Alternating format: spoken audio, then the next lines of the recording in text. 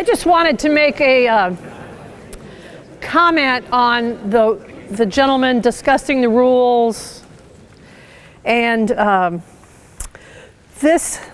it this year? I think maybe last year was the first year. As a retired coach now, I was asked to serve on the NCAA Officials Observation Committee. So there's 3 officials. We have Joan Powell is the head person in charge, oversees the whole thing. There's 3 officials and myself, who's never officiated a day in her life. And we travel around and we observe officials. And then we decide who moves on to the NCAA tournament. We go to the first and second round, we decide who moves on, then we go to regionals, we decide who moves on, and then we decide who gets to Seattle. And most of our discussion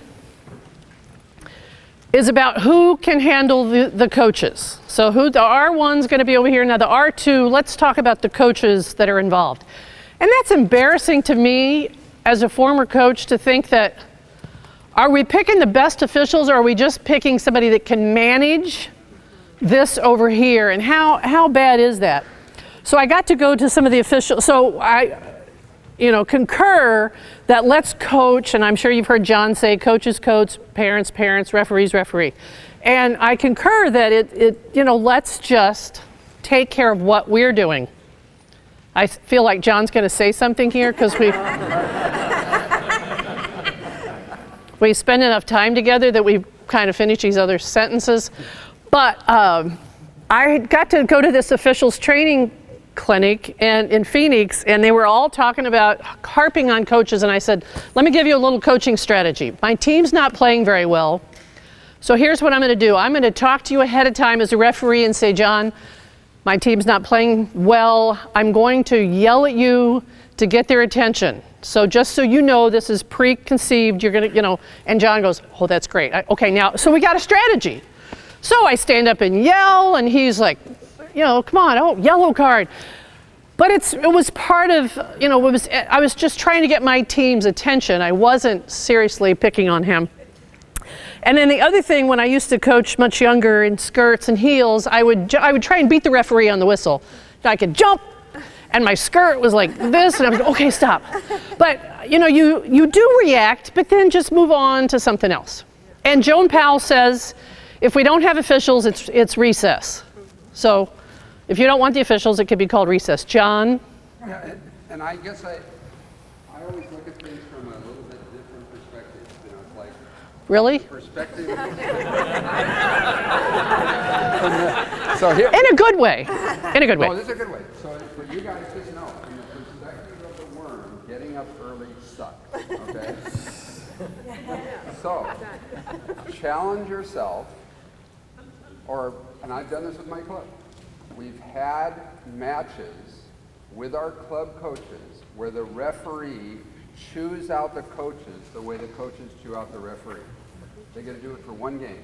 They get to go, why would you call a timeout? Are you an idiot? And they yell up at the parents and go, God, who paid money to this club? This number 6, she sucks. And they treat you one game the way you often or too often treat them. But I don't see them ever do that. And so I guess chill is what I'm thinking. And the other thing is that sometimes we yell at the officials because if we yelled at our team, they'd start crying. And the referees won't cry. And they like that part. They go, no, that's good. No, we'll never cry. I said, okay, good. All right, so thank you for your comments on that. So we're going to talk about team defense and some different concepts for defense. And then you're going to get to hear from John for a little while. And then I'm going to go back to my room and I'm going to turn the heat up to 85. God, folks, what is this? I did a clinic in Minneapolis one time where I think it was 40 below, and people had to bring their dogs because apparently they can't, I don't know, leave them at home or leave them outside. So we had dogs, we had people in the clinics with gloves on, and they told me not to talk outside because I might freeze and take my earrings off. It's not that bad, but it's getting there. Okay, my email address if you're interested in that, if you ever want to harass me or send me a message, it's just my last name, Reynaud or Reynaud if you'd like to use the French pronunciation, at fsu.edu for Florida State University. And you should have an outline of this. So let's talk about some different things. I think you're probably aware, and you've heard John talk enough about maybe basic guiding principles, but here are some things that you want to make decisions on when you're coaching. So defensively, blocking is the first line of defense, or defense as we call it in this, down there. It's not going to work, is it? So everything we're going to talk about is going to be based on blocking. So when you raise your hand and go, my kids can't block, I'll hand it to John, and John can finish that topic off. So everything we're talking about, I mean, it's going to be kind of based around, eventually hopefully they'll be able to block. Do you want to put your best blocker in front of your best hitter? These should be obvious things you're going to talk about making decisions when you come up with some defensive ideas. The best digger somewhere in your court receiving the most digs. These are obvious, right? Okay. And then your defense should be based on your opponent's offense. What are they going to do? And how are you going to influence it? You just want to influence them to change something.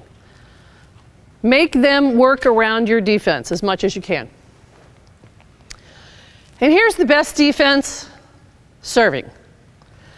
Serve tough to slow down their offense. You want to make sure that the tougher you serve, the more likely they're going to be out of system. So in traveling with the national team this summer, Karch has got a new, he makes up words. Karch Karai makes up words. These are going to be interesting. I don't know if they're out publicly or not, but he wanted to have flean serves. Flean, F-L-E-A-N. Do you know what that means? Flat and clean. So he wants, as we all do, but he made up a new word for it. But, you know, he wants it low to the trajectory, I mean, low to the top of the net, the trajectory flat, and clean. So if it's a floater, you know, it's actually floating. They found, and as any coach would find, that the other team's going to be out of system more if it's a nice, flean serve. So you heard it first here, right?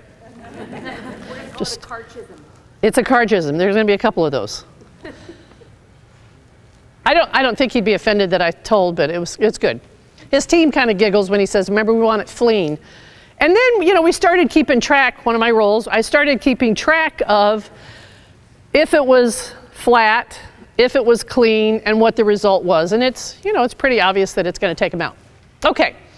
So I'm going to go through 20 different things, and then we'll look at some different defenses. So base position is going to be pretty important. I think I just gave you the outline version. I didn't give you the pictures, sorry. We want to try and position everybody on the court so they can cover everything in 3 steps. So what I did, I divide the court in half and in half. And that's where I put those folks. So they're just about their body height from the end line, in the middle of the middle, the middle of the middle, and I just spread them out, balance them out right there. Okay, so they should be able to get to a ball within 3 steps. Now, how did I decide on that particular spot? When am I in a base position? Pardon me? Okay, my team's serving. We're going to be in base defense. Ball's on the other side of the net, base defense. So what's the first thing that could happen? A setter could dump the ball. Okay, so I like them, that's their responsibility right there. That is the only thing they have to worry about. It'll be nice if they can help on a dump, but I'm going to be all over these two. So they dump the ball, or if I watch the other team warm up and they're hitting quick hits or hits out of the middle, they're going to be right about there, and that's where we want to be standing. If you watch the other team warm up and they're going to be over here hitting, then that's where you'd want to put somebody over there. So that's why you want to watch the warm up, you want to see what's happening, and make sure you put people in a position where you think they're going to hit the ball. Questions about a base position? Yes?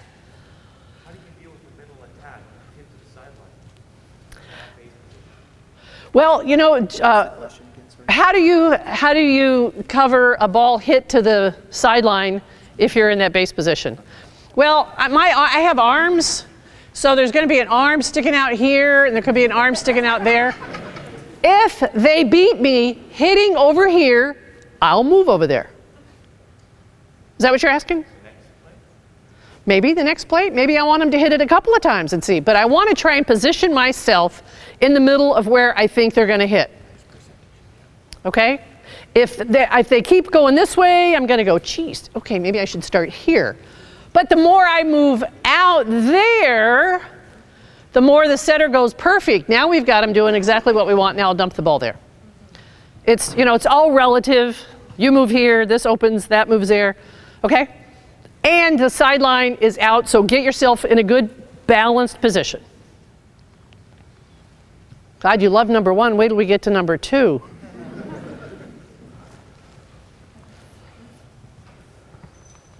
Now, these folks will move based on where the opposing attackers are lining up. If there's a setter in the front row, we'll move that blocker over. Okay, so this is just kind of a start. When the ball is being contacted on the other side of the net, we shouldn't be moving anywhere. We should be stopped. No movement on contact. So what are the times when the ball is being contacted on the other side? So stopped, balanced, kind of leaning forward. All right, serving, serve, receive, passing, setting, hitting, blocking, covering, okay? Every time that's happening, I'm going to just be planted face first, stopped. The ball goes up in the air, I move, I'm stopped. Up in the air, stopped, up in the air, okay? Number 3, and this is really, to me, a really interesting one. Expect the ball to come to you. Every time. I'm sure as coaches, and I know you stand on the ground and you hit balls at people, and can't we just turn and nail the poor kid that went, wow, how did you do that? You're on the court, expect it. I don't care where you are. If you're inside the court lines, expect it, because if I'm hitting it, it will come there when you least expect it. And the opponents do that too. So every time somebody contacts it, expect it to come to you. There just can't possibly be a surprise. My gosh, you're on a court. There's a ball. Now, Hugh McCutcheon, do you know Hugh McCutcheon? Okay, so we're doing this clinic, and I think it was the Iowa Coaches Association clinic, and people just have like pen and paper like when John Kessel speaks, and he goes, my gosh, folks, it's 6 people in one ball. It's not that hard. And they're going, oh. Seriously, it's not, there's one ball, kids, watch it, and it can come to you at any time. That's a Hugh quote. You can take that too. Okay, so same situations that we expected before. Anytime the ball's being contacted, make sure we're ready to go. What does this mean? Without looking at your notes. I hate giving you notes ahead of time. The temperature at the Australian Open.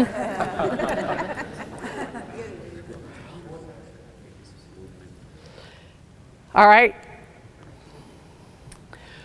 We should ask or get our athletes in a position on the court where they can move in a range, 120-degree range. So this is what, 180? What's this? This is always fun to review with your athletes, and they go, ooh, is it going to get harder than this? I go, no. Okay, so 120 is about in between. So why is that important? And I tried to give you like a 120 in case you weren't sure what that was.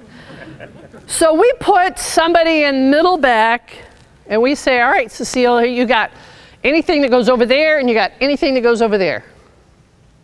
And I'm not very good at that. Let me just narrow it down here a little bit. And I'm not sure with the next one.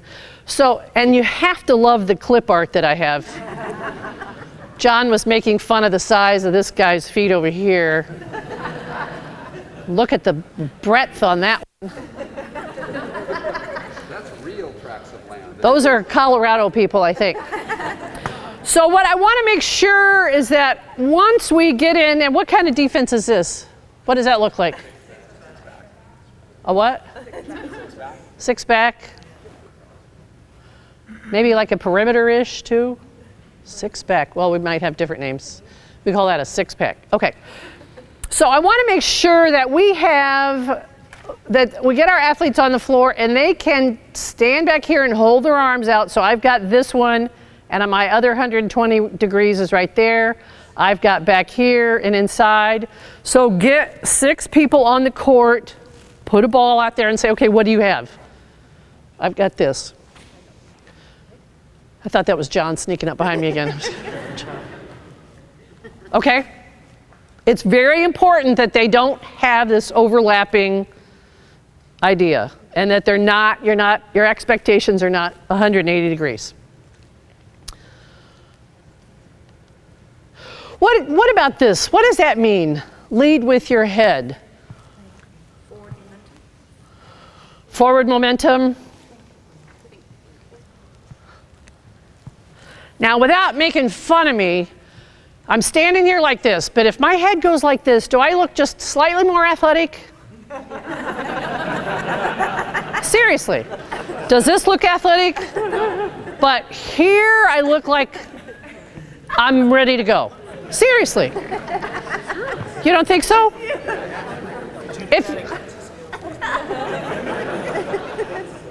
This is definitely not good, but lead with my head. I want to have my head in front of my feet all the time when I'm on the court. So I'm walking around like this the whole time. I look like I'm ready to go. Okay, maybe not athletic right now, but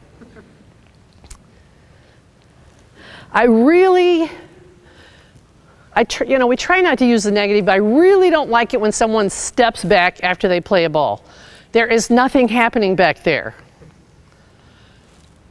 All it shows me is that I wasn't in the right spot to begin with. So get yourself back, keep your head in front of your feet, and then you're going to move forward. Okay, so head in front of their feet. If we were talking about passing or defense or anything, keep their head in front of their feet. Anybody talk about that with their athletes now? Use the same words? Do you use something else? It's all about the momentum, because a lot of serve receivers, when they pass, they'll step back and then the ball's all the way up. Always goes backwards, shank and shag. I think this is our next one. No, there's going to be one that we talk about that. But lead with your head every time they're out there moving, but particularly on defense. Yes? Do you have any other drills or techniques that you can teach to help young kids understand depth perception? Yes, I send them to the eye doctor. Yeah. Seriously. How do we handle depth perception? You are dealing with young kids and their eyes change. So you have to make sure that they can see what's going on.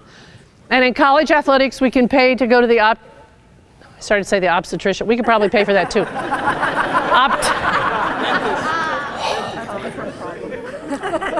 Optometrist, and get their eyes checked and pay for it. So I send a girl, and she comes back with contacts, and she said, I didn't know the ball wasn't furry. Like she hadn't touched it. So I think it's really important that they have, if you notice them squinting when you're talking to them, I would just do some things where they can't quite hear and let them go, and then send them to the eye doctor. So make sure they can see. That's the first thing. And then the other, sometimes they're right eye dominant, left eye dominant, so you just really have to take care of that, because that's a problem. They can't. Passing, I sent a girl every year to the eye doctor. She went, I just can't pass. And I go, okay, but I just want to make sure. She went, nope. She'd come back 2020, and I go, okay, you're not passing, okay. Just can't do it. So I'm not going to aggravate myself. Any other questions about eyes? Eyesight, I think it's really important. The vision is going to be a key. Okay, angle of pursuit. So here's my theory on why people don't go for a ball, kids don't go for a ball. Number one, they don't know what they're looking at.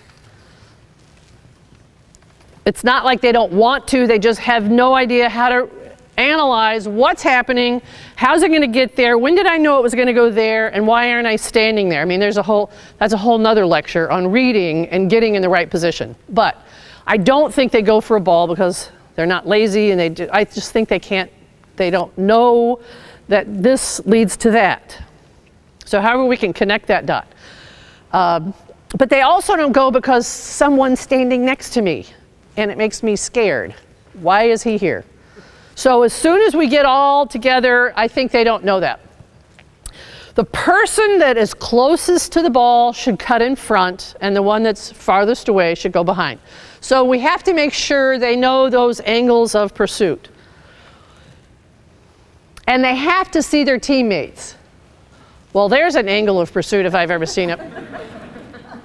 You just can't find whatever you need on the internet, but it's really hard to me to find ideal things happening. I don't think it's been captured on film yet. It's just in my head. Like, why can't we see an ideal? But she's definitely backing up her teammate, okay? One's going in front, one's...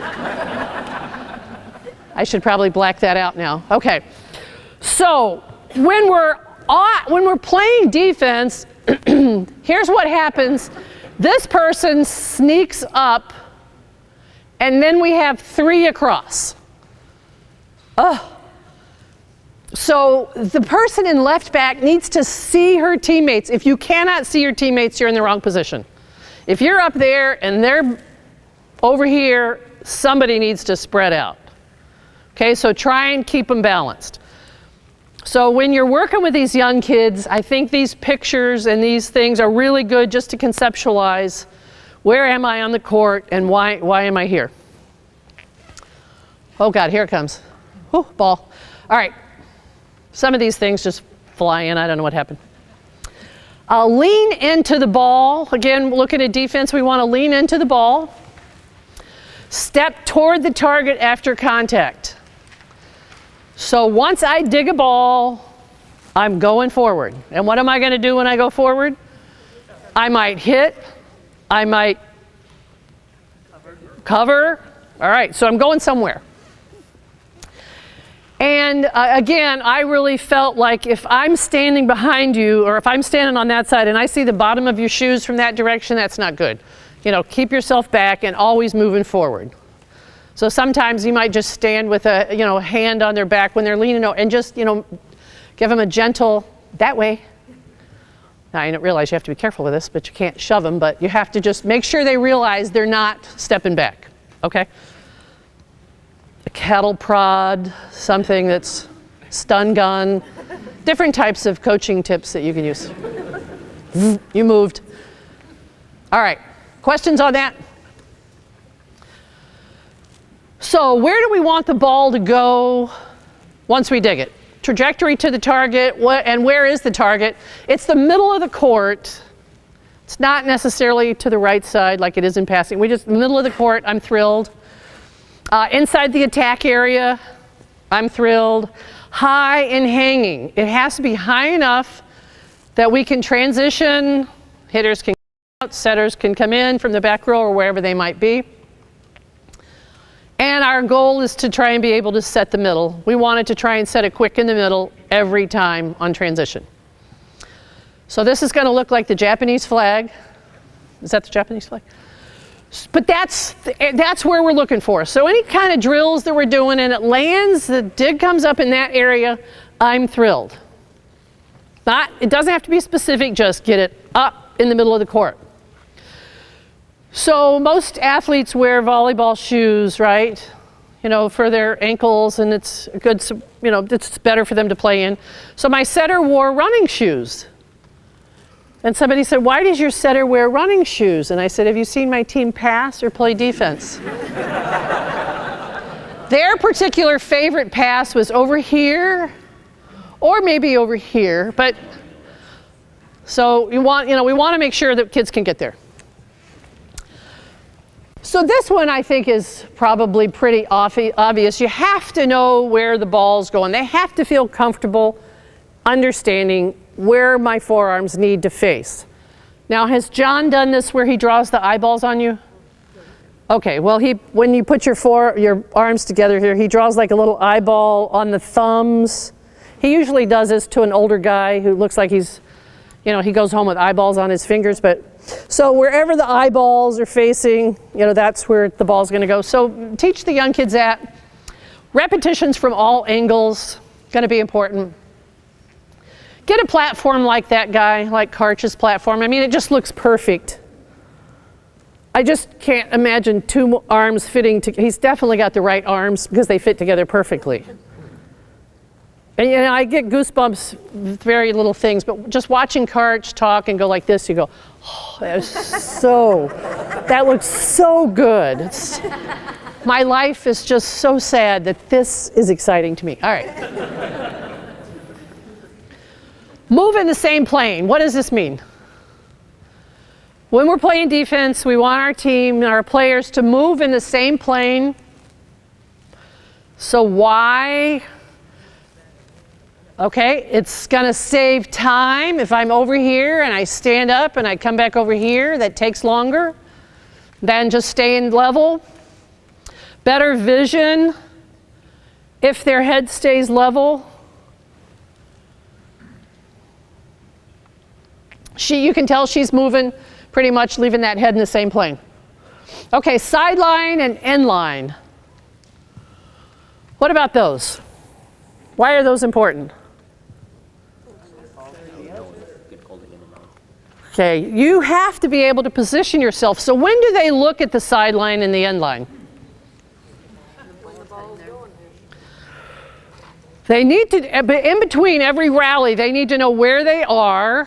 The ball goes up. If they need to look back and see where they are, see where the line is, how can they tell where the lines are? And you really have to do this with your team. So if I go back here like this, did I have to look down to see if I'm standing on the line? Am I standing on the line? Oh, thank God.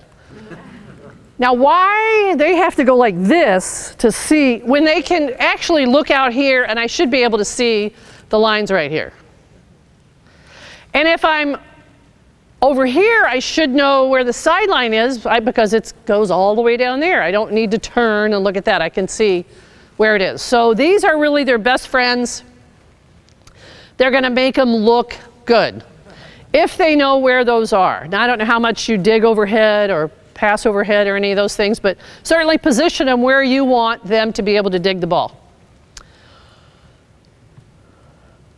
Any kind of training or anything you're going to do, have them practice moving inside the court.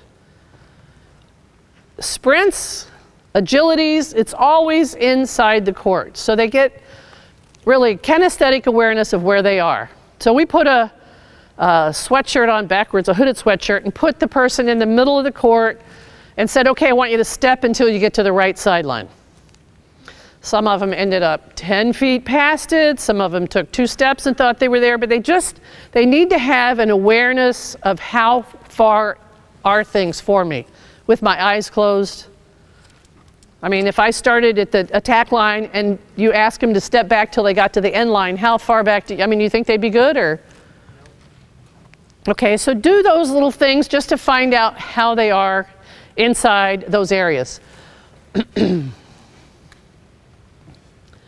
Again, these might be a little too close to the sideline because they're going to be digging balls that are going out unless there's a touch. Same thing here. That same little clip art. Number 12, see under the blocker's hands. I think they should be low enough that they are looking up and seeing the ball underneath. They're going to be on the side, but underneath the blocker's hands. Okay, let me see. I think I might have kind of a picture. So the hands are going to block the ball. If I'm seeing it there, I need to move, but I want to be low and looking up. Okay, I'm not standing up, but I want to be looking up. So I had Sue Woodstra. Has anybody ever heard of her? Played for the 80 national team and the 84 Olympic team. Sue came and was an assistant with me for a couple of years. So she came to the office and she put her computer monitor up here. And I said, oh, Sue, let's move some of that stuff out. We'll get it right down here in front of your face. Well, she played on the national team for, 20 years. And she played behind Debbie Green. Okay, Debbie Green's about 5'4", 5'6". And she spent her entire life trying to play, you know, defense behind her. And so she just had her head like this the whole, so she sees better out of the top of her eyes because her adult life was like this. I thought it was interesting. So obviously they're going to move to see the ball to make sure it doesn't get blocked. So, you know, I would move over here and see it, but I'd be down and looking up at it. So obviously it's going to be a lot faster like that.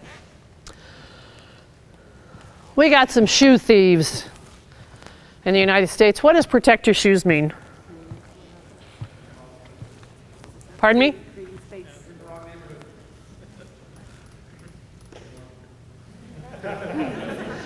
You know, the net's right across your mouth. I can't lip read. I need to go to the eye doctor.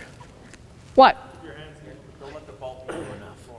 Do not let be low enough that you can protect your shoes. So what are other terms that you've used to get people to stay low or be low when the ball's contacted? Shout them out. Bend your knees. Touch the floor. Get your butt down. I mean, there's just a variety of, you know, heads in front of your shoulders, shoulders in front of your knees, knees in front of your toes. Okay, now I'm paralyzed. What? And I just found that if I tried to hit them in the shoe, I went, okay, that's it. That's the posture I like right there. So when we're out here doing some other drills, maybe tomorrow, I'll just have a ball and I'll look at your shoes and they'll go, oh God, don't, please.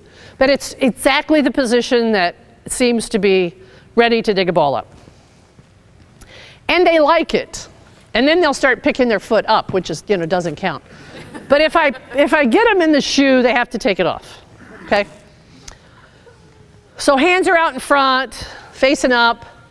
It's like a shortstop, a second baseman. You know, get down there and get those hands out. These are like from the 30s. Do we have baseball then? Low and tight. What does low and tight mean?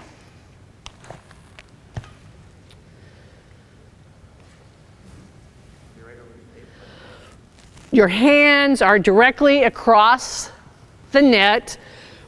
We want to penetrate, we want to keep the ball on their side. We don't want it to come over, so get your hands over there. Low and tight. How many of you have athletes that block too high? Okay, I could come back into coaching if we got some of those here and they're looking for a place to play. So sometimes they're too high. We want to make sure it's low and further over than up, okay? We want the hands over there when they're getting ready to hit. And these are two different paddles. They don't necessarily move together, but my hands are all different directions and I want them over there low and tight. If I'm watching my team hit and I'm off to the side, and this is the standard right here, and I'm watching the ball going by, I mean, all the balls are close to the top of the net, at the top of the tape. Okay, so have your athletes look at that and go, wow, they are just barely hitting it over the net, or they're hitting it like at the little first white line, so that's where my hands need to be going over. So have them stand there and look at that and see where it's crossing, and that's what they want to do. Division I yes? So, kids on coaching, they're not over the net. Well, they will be. But when you're coaching older guys and maybe you're playing another team and there's one guy that can jump, you know, whatever he's reaching 10 feet. So would we at that point, instead of having them, would they be trying to? Only if the hitter's hitting the ball at that height. Yeah. You want to get your hands on the ball. But if you have to make a choice, if the boys are going to be straight up or over. Stand up here for a second. If he's getting ready to hit the ball, I'm going to put my hands wherever that is. Now bend your knees. There would be no reason to be up here. I'm going to get hurt. Okay? So over, if I'm taller, over further, wherever he's hitting the ball. If he's way up there, then I'm reaching as high as I can. So, Division I player, low and tight, she writes on her hands. And you thought they were smart. But she just had to remind herself, low and tight, because she just jumped too high. Like, I can jump high, so I will. Yeah. Nothing's happening up here. It's all right here. So low and tight, okay? I had down, some of you might have like the Live Strong bracelet or something on. If you want to work on blocking, you want to see what their max jump is and you want them to keep doing that, you know, put something right there, then have them just do 10 jumps and see if they can keep at that same level instead of, you know, now it's down here on the 10th jump. But just, you know, use a wrist bracelet, something to measure what their max jump is, and they got to do that so many times. Just to see, are they maintaining their jump? This is one of my favorites. So when you go to the Target store and you buy those pool noodles, which are really good ideas, because those pool noodles you can use as blockers and lots of different things. Get some fluorescent gloves. Like a fluorescent orange or fluorescent pink or yellow or something. Something that really stands out, and put them on their hands. I mean, they're big, they're like mitts. Put them on their hands so they now know what their hands look like. I mean, I've seen these things for years.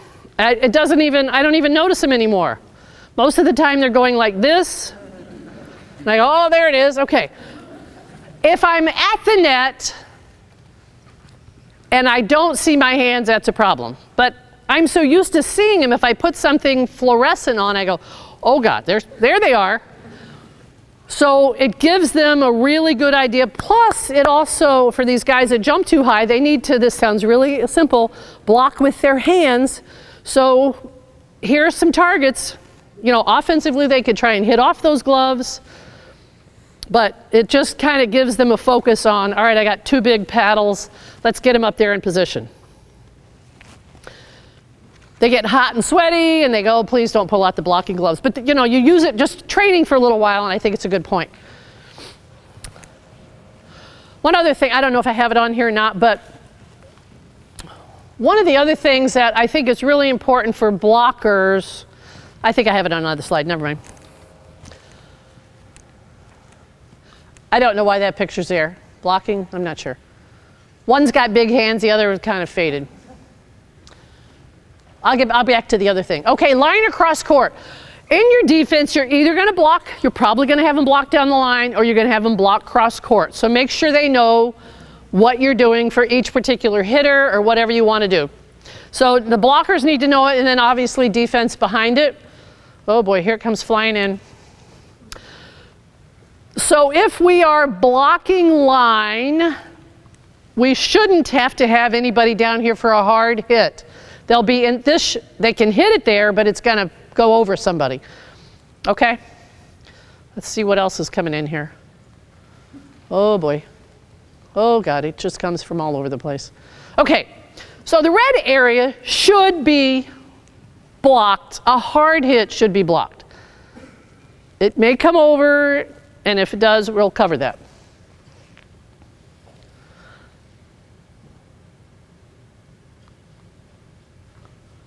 One of my all-time favorites. I also had an assistant coach, Wu Dan, who was the MVP of the '88 Olympics from China. She came in and she shared this with me. I thought it was really brilliant. People hit where they look, but we don't really think about that all the time. So you have to watch their face. So if I'm coming in from the left side and I'm looking like this, I'm going to hit the ball down the line. If I come in and my face is looking like this, I'm going to hit cross court. Almost guaranteed, unless they've had John Kessel and they don't look where you're hitting. And international players, you know, do a great job of that. Okay, so it doesn't work for them, everybody else it works for. Back row defenders should be yelling out cross court because they see her head is looking this way as she's approaching. Or they see her coming in and her head is facing this direction. How many of you have used this before? Really, really, really effective.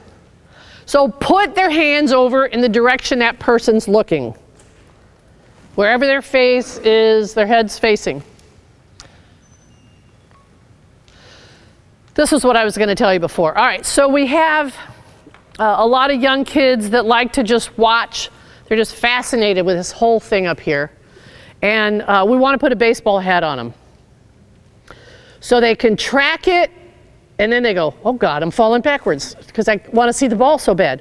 But it's like the reverse dribbler in basketball, you know, where they don't let you look at the ball. So put a baseball hat on them with a bill and have them, they can track it, and then they'll go, oh, wow, there's a lot going over here I haven't seen before. There's people, there's a hitter, my God. Has anybody tried that before? I ran up and down the hall looking for somebody with a baseball hat one day, and I ran back into the gym and I go, put this on, and they went, it's scuzzy. I really like that. Okay, so can we tell where this person's going to hit? Her face is looking that way. Face is looking that way. Face is looking cross court. So just when the next time you got the kids out here, just watch to see if you think it's true. And I'm pretty sure it's true most of the time.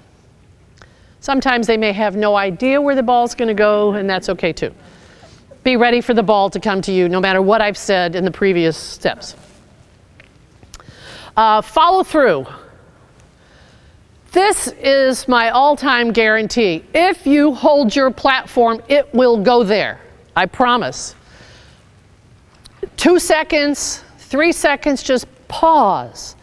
So we can take a picture, hold it.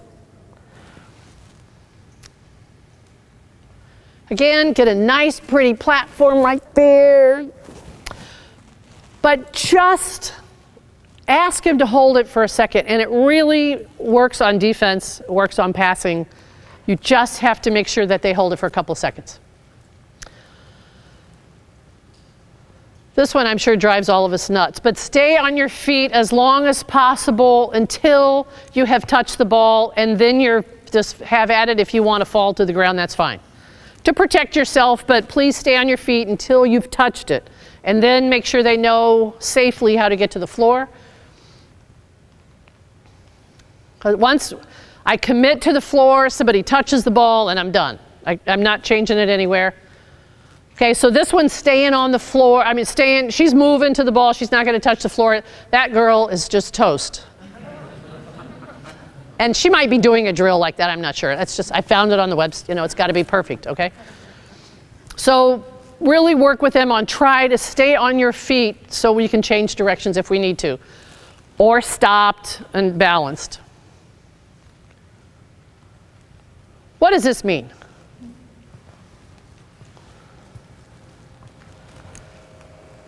I didn't put the answer on this one, did I? What does that mean? Is that how many athletes? 12.8 meters. Someone had to calculate that for me. There were 4 guys out in the hall over here going, wait a minute, I've got a converter. And I went, I don't even know where to start. So 12.8 meters. What's that do for you? Think about this. Pardon me? How much space you have to cover? How far is that?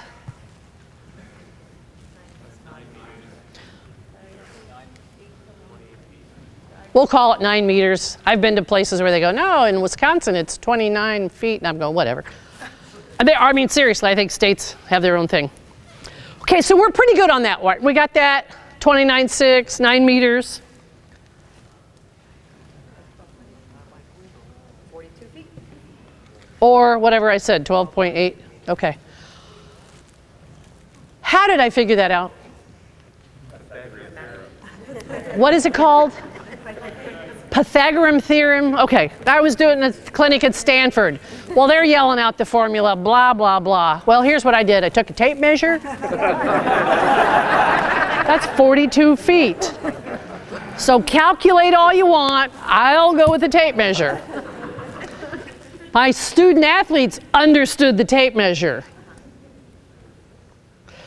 But there are a lot of balls that land in the 42-foot corner.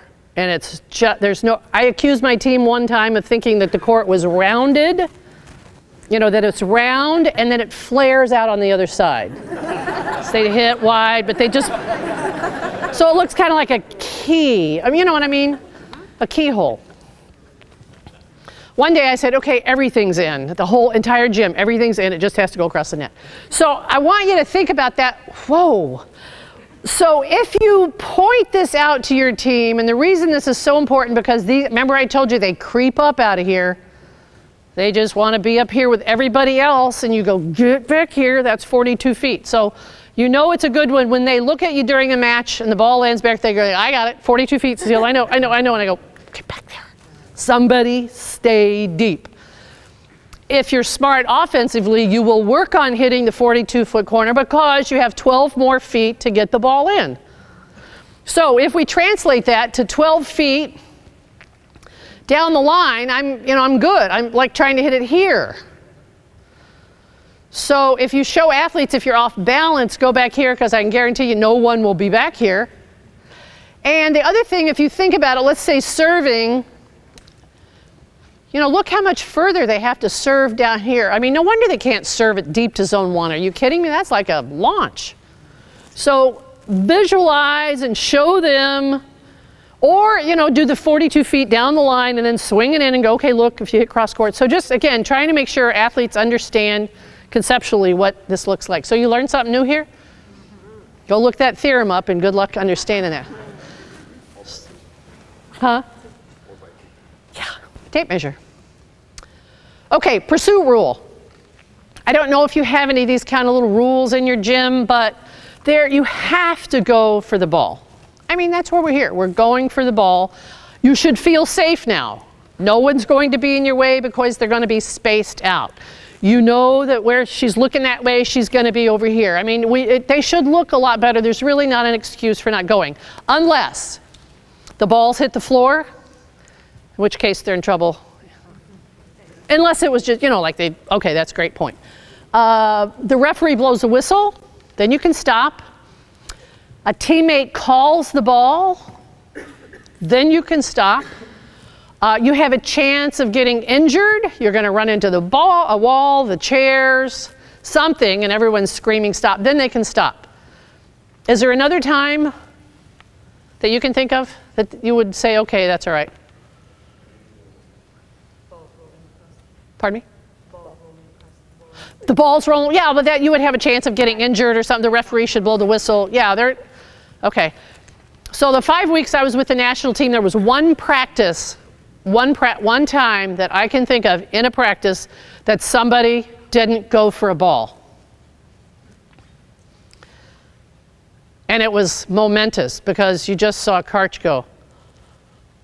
I mean, there was like blood draining from his face, and I'm thinking, he hasn't seen this before? Wow, this is not coaching if you're not watching that. And it was just, and at the end of practice, he said, there's one play I'd really like to have back. And they're going like, the one ball we didn't go for. Yeah, I mean, that was it. Can you imagine having an end in a practice with just one thing you were disappointed in? But let's see if we can't ratchet that down with your teams. Okay, we had 42 balls that we didn't go for today. Let's make it 41 tomorrow and keep knocking that off. Because you understand where you need to be and why you need to be there and feel safer about it. Okay, just real quickly, and I think John's up here in a minute, a couple of different defenses. Any questions on those 20 or anything else anybody wants to add? Yeah. What do you do when simultaneous two players call the ball at the same time? Great question. What happens when two players call the ball at the same time? And I wanted to bring that up. Well, if one's the setter, they get it.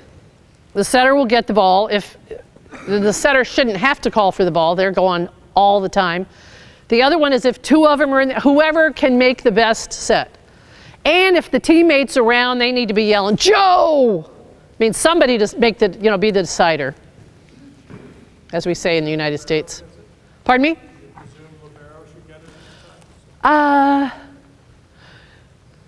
No, I don't presume anything. Whoever has the best hands or whoever can make the best set, we want to have a good swing at the ball. I don't care who sets it. Whoever can make the best swing, a best set, so we can get a good swing. That's all we want, is get a good swing at the ball off the net, inside. So my setter's running over here toward the left side, to the left side hitter. And the left side hitter's standing outside the court going, come on, come on. And she's sprinting toward her. It's not going to be a good set. You've seen it 1,000 times. She's going to barely get there. skid into it, sling it up. What should the correct solution be? Have the outside hitter say, I've got it, and set it cross court.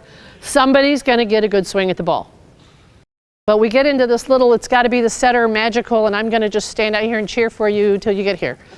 So you'll have setters that the players will back up and go, come on, I know she's going to get it. And then I had another setter, I'd put her in, and they'd all step in to help. It was not a good contrast, but it was very clear that one they knew was going to get there, and the other one they weren't quite sure, and it really messed us up. The one that they weren't quite sure, spent a lot of time sitting next to me. It just felt better over here, for me. But if she had to go in, they knew, okay, we're going to have to, her range is not going to be as big.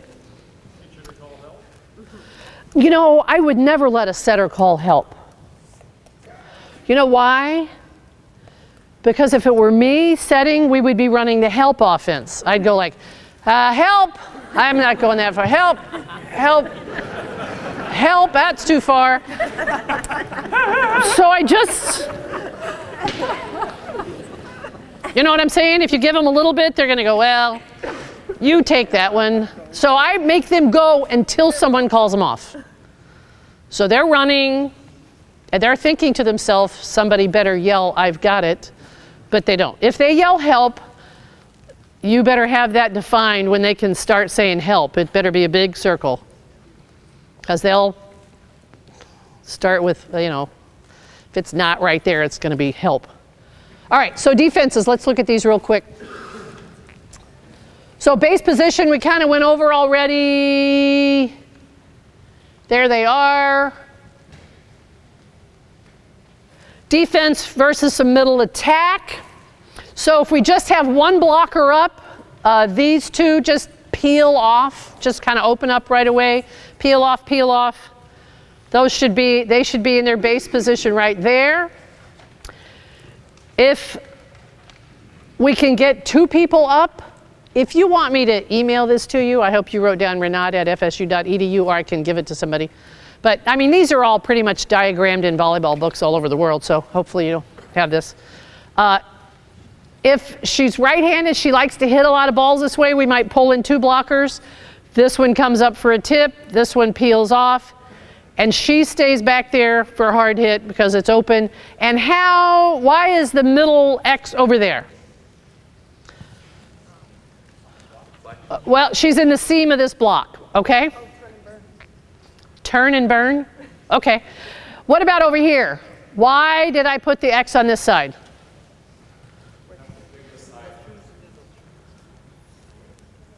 How are you picking the side?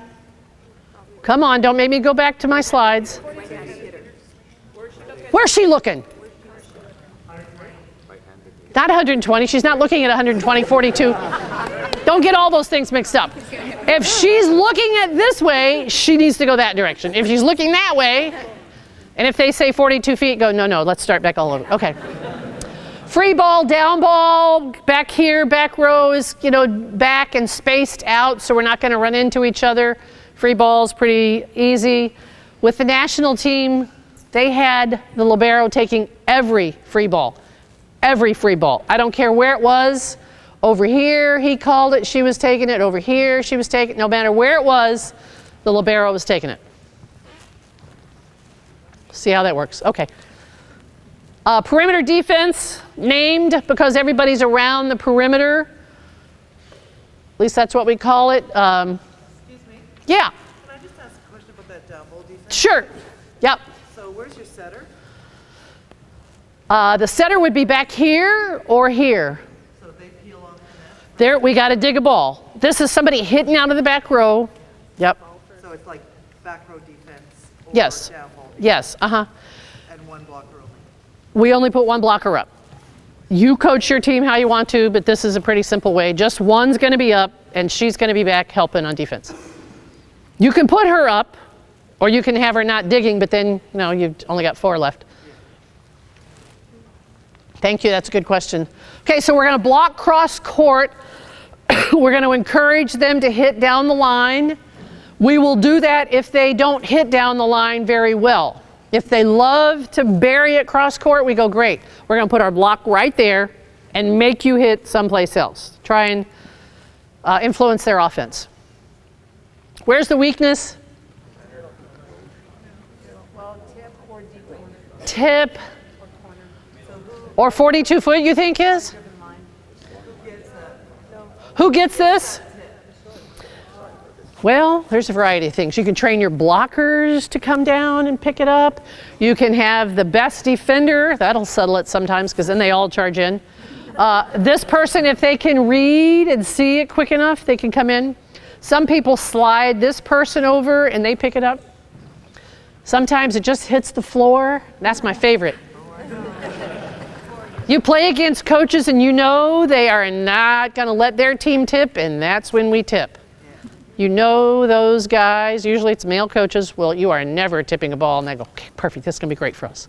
We're going to just tip until they change it up, okay, because they just want to hit hard, hard, hard. So that's, a lot of people play that defense. Really, they really like that defense, and I think it's okay. I just don't know if, we just didn't do as well covering that. Rotation defense, look, I had to draw my own. We're going to block cross court.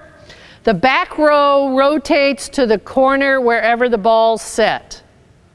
So everybody rotates to the corner, rotates to the corner. Does that make sense? A rotation defense, everybody just kind of goes to.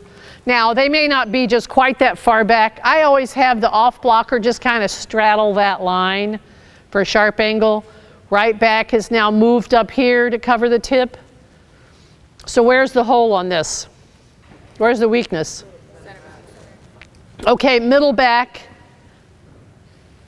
But remember that one drawing I had? That should be taken away as a hard hit. In theory. In theory. If you say to your team, which defense do you want to play? Do you want to block one that blocks cross court or blocks down the line? What will they say? The middle blockers will scream out whatever it is that's blocking cross court, because that makes them look better. They don't have as far to go out. There's not going to be a hole. They go, yeah, come on in here. Let's give them the line. Come on. I finally figured that out. I went, what is it? And then I realized it was the middles, you know, the loudest person. You think, oh, that must be what everyone thinks. We didn't. Okay. So this is an area, again, it should, if it's going to come through the block, then we've got to work on that a little bit more. Middle back deep, 6 deep. I think maybe, I'm not sure what you all were calling it. Man back, woman back, whatever. It's this number 6 player is back deep. We block down the line. Middle back is in the seam, so if there's a hole there. Right back's got the tips, cross court, and back here inside the blocker's hands. Weakness. I don't see one. This was my favorite defense. Do you see one? If there's a hole in the block. But hopefully you would have, you know, your best player could step in there and handle that.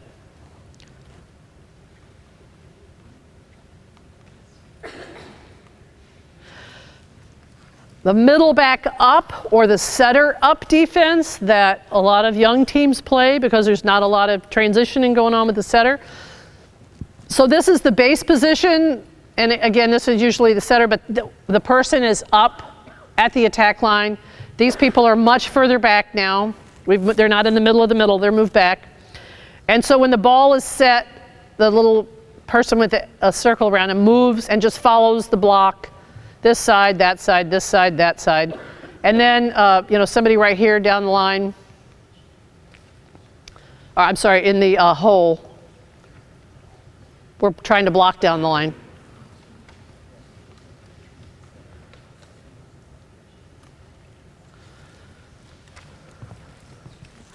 I'm not sure where John went. He probably left, but.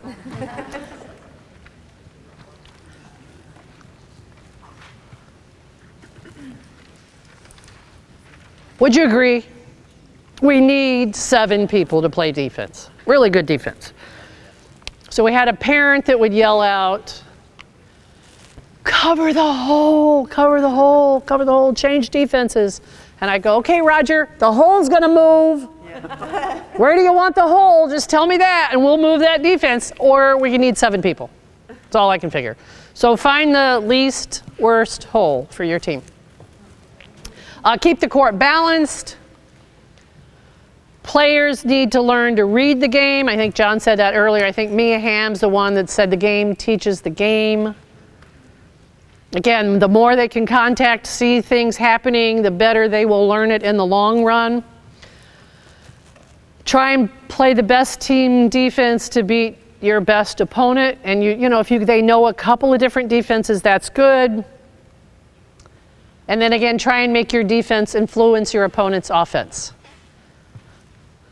So I hope that you can take a couple of these concepts back to your teams, younger or older, and maybe it'll just, a light bulb will come on with something, somewhere, sometime. Any questions? Do we need to do some jumping jacks to warm up or something? Okay, thank you all. Yes, you have a question? Just a short answer on swing blocking versus not swing blocking for women in volleyball. Swing blocking versus not swing blocking.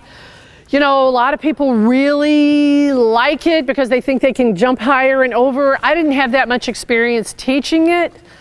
I'm pretty much, the less movement, the better. I wanted our hands along the net and high and over.